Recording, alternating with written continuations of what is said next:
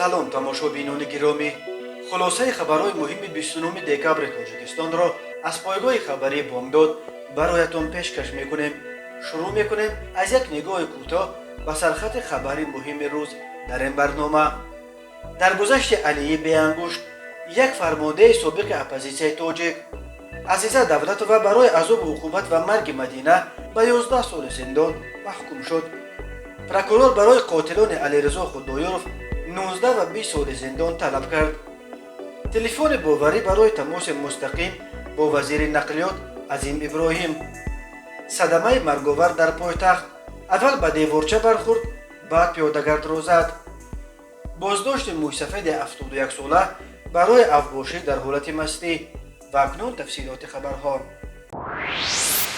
Полковник Али Ҳалимов, маъруф ба лақаби Алии Беангушт, як фармондаи собиқи иттиҳоди нирӯҳои оппозитсияи тоҷик дар ҷабҳаи шаҳри Туз вафот кард. Дар бораи даргузашти Али Ҳалимов дар Фейсбук бидуни овардани ҷузъиёт журналисти тоҷик Муҳиддин Идиев хабар дод. Сокини ноҳияи шаҳри Туз Рамзиддин Шамсиев, ки Али Ҳалимовро мешинохт, ба хабаргузории Спутник Тоҷикистон хабар дод, ки фармондаи собиқи оппозитсия субҳи 29 декабр дар синни 68 дар пайи як бемории кӯтоҳ дар собиқ колхози Ленинград Оло Тоҷикободи ноҳияи шаҳри Туз тарки ин дунё кард.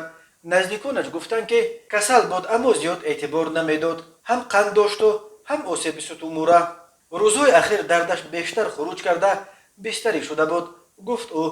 Али Ҳалимов соли 1953 дар деҳаи Тоҷикободи ноҳияи ғарб ба дунё омадааст. ӯ соли 1992 ба сафи нирӯҳои оппозитсия пайваст ва дар ҷабҳаи шаҳри Туз фармондеҳӣ мекард. Баъди пирӯзии фронти халқӣ дар соли аввали ҷанги шаҳрвандии Тоҷикистон ва тасарруфи шаҳри Туз аз ҷониби ҷангиёни он, Алии Беангушт бо тарафдорони боқимондааш ба Афғонистон фирор кард ва таи солҳои ҷанги шаҳрвандӣ аз Афғонистон ба самти шаҳри Туз юришҳо анҷом медод. Соли 1993 дар телевизиони Тоҷикистон дар бораи ба қаламрави шаҳри Туз ҳамла овардани гурӯҳи Алии Беангушт гузоришҳои зиёд нашр мешуд. Баъди имзои созишномаи сулҳи соли 1997 байни ҳукумат ва оппозитсия, Али Ҳалимов низ бо гурӯҳи худ ба Тоҷикистон баргашт ва ба сафи қушунҳои марзбонӣ пайваст. ӯ аз ҷумлаи камшумур фармондеҳони собиқи оппозитсия буд, ки тавонист худро дар сохторҳои ҳарбии ҳукумат ҳифз кунад. Али Ҳалимов то соли 2014 воҳидҳои гуногуни қушунҳои марзбониро дар вилоятҳои Хатлону Суғд фармондеҳӣ мекард ва 7 сол пеш баъди ба даст овардани рутбаи полковник ба нафақа рафт. айбдоркунандаи давлатӣ рӯзи 29 декабр аз додгоҳ барои Зафарҷони Насриддин ва Азимов Абдулло, ду сокини деҳаи Яшми ноҳияи Рашт, ки қатли ҳамдиҳаи 21-солаашон Алирезо Худоёров айбдор мешаванд, мутаносибан ба 20 ва 19 соли зиндон талаб кард. айбдоркунанда гуфтааст, далелҳои ҷамъовардаи тафтишот даст доштани ин ду нафар дар қатли Худоёров исбот мекунад. Мурофиаи парвандаи қатли Алирезо Худоёров дар додгоҳи Олии Тоҷикистон таҳти раёсати додрас Сафарбек Ғуломзода ҷараён дорад.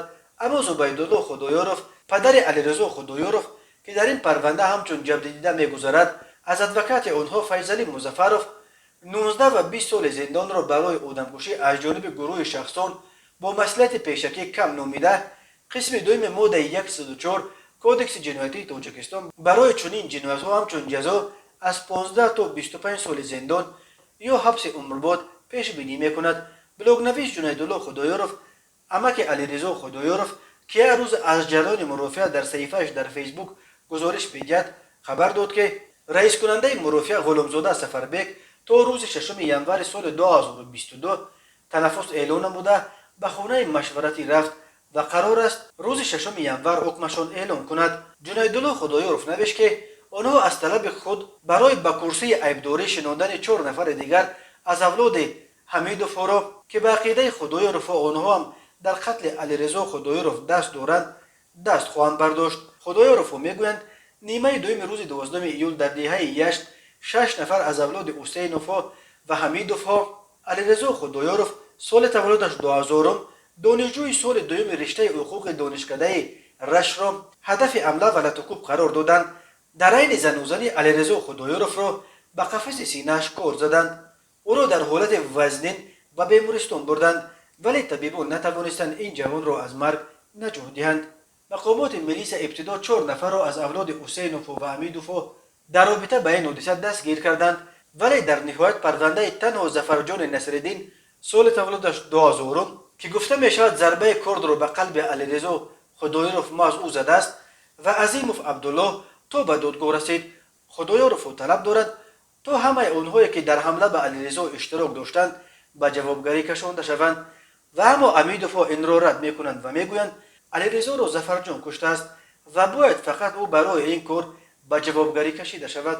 خصومت بین حسینوف و حمیدوف با خدایارف از بس بر اثر یک قطعه زمین آغاز یافته چند سال باز ادامه دارد. ماه ینور سال 2018 هنگام بازی والیبال بین این دو اولاد زنوزنی رخ داد و آن وقت محمد رجب خدایارف را بر اساس ماده 237 قسم 3 با جرم افباشی بر اساس ماده 110 قسم 2 با جرم رساندن ضرر وزن به سلامتی به 5 سال و 6 ماه زندان محکوم کرده، برادر او محمد رازق را با جرم افباشی 30,000 سامانی جریمه بستند و علیرضا خدایارف را نیز بر اساس ماده 237 در افباشی گناهکار دانسته فقط برای اون وقت نابالغ بودنش 2 سال حکم زندان شرطی داده بودند. با گفته خدایارف در آن زنوزنی امین ظفرجان نصرالدین که حالا برای آدمکشی به حبس گرفته شده است نیز امرای برادرش علیشیر و چند تن دیگر از خویش و تبارش اشتراک داشته است.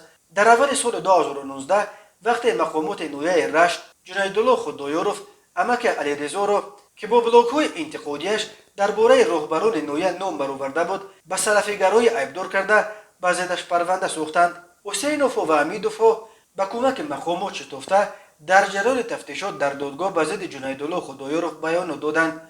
جنیدالله خدایارف را بر اساس اتهام ساخته به 1.5 سال زندان محکوم کردند و او تنها بر اساس قانون عفو در پایان تیر ماه سال 2019 از محبس آزاد شد. دادگاه عالی تاجیکستان عزیزه دولت و همسر پرویز دولتوف را به 11 سال زندان محکوم کرد. بر اساس قانون عفو بلافاصله 1 سال را از حکم او کم کرده است. عزیزه دولتوف به شکنجه و عذاب و عقوبت معشوقه شوهرش مدینه محمدجانوف عیبدار می شود. دادگاه عالی قبلا پرویز دولتوف را نیز در چارچوب این پرونده پرسر و صدا به 5 سال و 4 ماه زندان محکوم کرده بود. یک منبع که در مرافعه عزیزه دولتوف شرکت داشته است به رادیوی آزادی گفت حکم دادگاه عالی روز 28 دکبر در سزای دوشنبه صادر شد. به گفته منبع که نخواست نامش ذکر شود دادستان یا عیبدار کننده دولتی برای عزیزه دولتوف از دادگاه 11 سال زندان طلب کرد. دادگاه هم عزیزه دولتوف را به سوءقصد به آدمکشی عیبدار دانست و به 11 سال زندان محکوم کرد. بر اساس قانون عفو سال 2021 1 سال از حکم عزیزه دولتوف را کم کردند. او اکنون 10 سال پس پنجره میماند. گفته است منبع آزادی در دادگاه عالی تاجیکستان روز 29 دکبر صادر شدن حکم در نسبت عزیزه دولتوف را تصدیق کردند اما آن را شرح ندادند. یک مسئول دادگاه عالی به رادیوی آزادی گفت که نسخه کامل حکم روزهای نزدیک به طرفها داده می شود. در صورت ناراضی بودن آنها می توانند شکایت برند. نزدیکان عزیزه دولتوف و مدینه محمدجانوف هم تا حال در رابطه به حکم واکنش نکردند. مرافعه عزیزه دولتوف و هم شوهرش پرویز دولتوف پس درهای بسته برگزار شد. مدینه محمدجانوف ساکن 32 ساله دوشنبه شب 25 آگوست امسال در حالت بیهوشی به بیمارخانه برده شد. به گفته طبیبان او را چنین بوغی کردند که چند مدت به معاینه سرش هوا نرفته است و در نتیجه یک قسم مغز سر مدینه از کار مانده است. این قضیه وقتی مورد توجه قرار گرفت که فعالان جامعه شهروندی برابران کشور مراجعت کردند و جریان تفتیشات را رستم امامعلی رئیس مجلس ملی و شهردار دوشنبه شخصا زیر نظارت خود گرفت. معلوم شد که مقامات ملیسه نویه سینا ماه سپتامبر اعمال عزیزه دولتوف را به قانون عفو تغییر کننده کشودن پرونده جنایتی به ضد او را رد کردند. تنها بعد این قضیه را زیر نظارت خود گرفتن رستم امامعلی و این مسئله را در جلسه حکومت برداشتن پرزیدنت امامعلی رحمان در اول ماه نوامبر قضیه برای تفتیش دوباره برگردانده شده پرویز دولتوف و عزیزه دولتوف را به حبس گرفتند. مدینه محمدجانوف که از 25 آگوست در طول قریب 4 ماه در اینجا در حالت کما قرار داشت نیمه دوم روز 15 دکبر یگان بار به هوش نیامده در مرکز ملی طبی شفابخش وفات کرد. او را روز 16 دکبر در آرامگاه سر اوسیای شهر دوشنبه به خاک سپردند. تماشابینان عزیز، یادآور می‌شویم خلاصه مهمترین اخبار تاجیکستان را از پایگاه خبری بامداد تماشا دارید. برنامه را ادامه می‌دهیم. سامانه رسمی وزارت نقلیات تاجیکستان خبر داد که وزیر نقلیات عظیم ابراهیم برای عرض و شکایت‌های مردم تلفن باوری و پست الکترونی ویژه گشوده است. به توجه شهروندان کشور رسانیده می‌شود که وزیر نقلیات جمهوری تاجیکستان برای قبول و عرض شکایت‌های شهروندان تلفن باوری و پست الکترونی گشوده است. شهروندان می‌توانند با تلفن باوری 221 17 13 و پست الکترونی minister.mintranz.tg به وزیر نقلیات مراجعت نمایند. گفته می شود در اعلان نشر شده در سامانه وزارت نقلیات از چنین شیوه رابطه مستقیم با شهروندان برخی وزارت و اداره‌های دیگر نیز استفاده می کنند. وزارت کارهای داخلی تاجیکستان و ریاست کارهای داخلی شهر دوشنبه چند سال باز تلفن باوری دارند که به گفته کارافتاده‌ها در عموم خیلی به صورت و فوری کار می کند. رستم امامعلی نیز بعد تعیین شدن به مقام شهرداری دوشنبه برای قبول کردن عرض و شکایت‌های شهروندان رقم تلفن و پست مخصوص گشود و از طریق مسنجرها نیز قبول عرض و شکایت‌ها را برآورد. وزیر نقلیات تاجیکستان عظیم ابراهیم یکی از اعضای خوشنام و حرفه‌ای حکومت امروزه دانسته می‌شود. عظیم ابراهیم یکم مارت سال 1962 به دنیا آمده. سال 1984 دانشگاه دولتی تکنیکی تاشکند را با اختصاص مهندس معدن مارکشیدر با دیپلم اعلی ختم کرده است. نامزد علم‌های تکنیکی می باشد. عظیم ابراهیم تا سال 1992 در دانشکده پلی‌تکنیکی تاشکند کار کرده.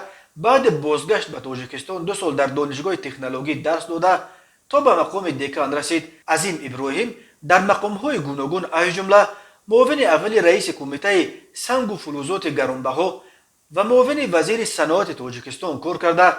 سالهای 2004-2005 رئیس نایه سینای شهر دوشنبه و از سال 2005 تا سال 2013 سردار سراداره گیالوگ تاجیکستان بود. عظیم ابراهیم سالهای 2013-2020 معاون سروزیر تاجیکستان بود و 31 آگوست سال 2020 در پی قصد خودکشی وزیر وقت نقلیات خدایارزاده به جای او وزیر نقلیات تاجیکستان تعیین شد. عظیم ابراهیم با اردن شرف درجه 2 و عنوان کارمند شایسته تاجیکستان سرفراز گردیده است. عائله‌دار، صاحب 6 فرزند می باشد. و حالا یک مرور کوتاه به اخبار کریمینالی و حادثه‌های ناخوش روز.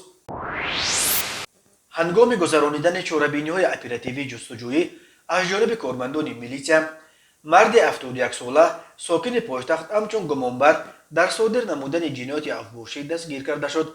نامبرده 27 دکامبر سال 2021 تخمیناً ساعت 14:30 در حدود شهر دوشنبه در حالت مستی قرار داشته از حیثیت افباشی با مرد 29 ساله ساکن همین شهر جنگ و جنجال کرده، او را لطوکوب نموده با کارد 1 مرتبه به قفس سینه اش زده است.